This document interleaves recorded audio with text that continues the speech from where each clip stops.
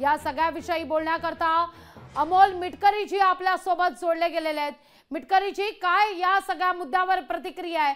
आता अपडेट समोर येते, बचावाकरता पोलिसांनीच अक्षय शिंदेवर गोळीबार केलेला आहे, थोडक्यात एन्काउंटर केलाय। मुळामध्ये आता तुमच्या चॅनलवर मी काही विरोधकांचे अकलेचे तारे तोडणारे स्टेटमेंट ऐकत होतो। तुम्हाला अशा प्रकरणात पण राजकारण कसं सुचतंय हो? माझं एक म्हणणं आहे की त्याच्या 3 पत्नी होत्या, त्याच्या पत्नींनी वेगळं वेगळं स्टेटमेंट आरोपीच्या संदर्भात दिलं होतं।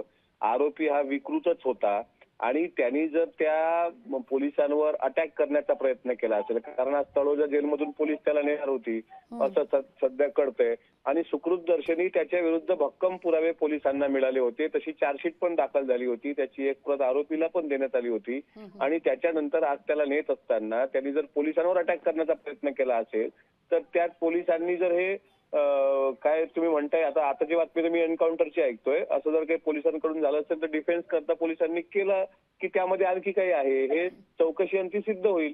पण याचं सुद्धा विरोधक सोयीचं राजकारण करतायत। अक्षय शिंदेच्या बाबतीत आता तुमच्या चॅनलवर एका पक्षाच्या महाप्रवक्त्या बोलताना फार दया दाखवत होत्या की हैदराबादचं उदाहरण त्यांनी दिलं। शेवटी हा विकृत आणि नराधमच आहे ना। ज्या दिवशी अत्याचार प्रकरण घडलं त्या दिवशी एक पालक म्हणून, एका मुलीचा बाप म्हणून, एका चिमुरड्याचा बाप म्हणून आम्हा सगळ्यांना त्याच्याबद्दल रोष होताच। प्रत्येकाला, महाराष्ट्राला, अगदी पूर्ण देशाला त्याच्या विरुद्ध रोष निर्माण झाला होता। आणि असा विकृत माणूस जर त्याच्या अशा पद्धतीनं पोलिसांनी सेल्फ डिफेन्स करता जर त्याचं एन्काउंटर केलं असेल तर त्याच्यामध्ये चौकशी होईल तेव्हा होईल।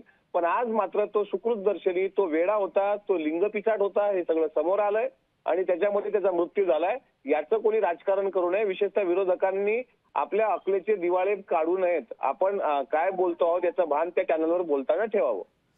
अगदी मिटकरीजी, काही वेळापूर्वी आम्ही संजय शिरसाट यांच्याशी देखील या सगळ्या मुद्द्यावर खरं तर संपर्क साधलेला होता। त्यांनी देखील या सगळ्या मुद्द्यावर काही सवाल देखील उपस्थित केलेले होते। तुर्तास धन्यवाद मिटकरीजी, आमच्याशी संवाद साधला त्याबद्दल। लोकशाही मराठी ऐका, पहा, जागरूक रहा।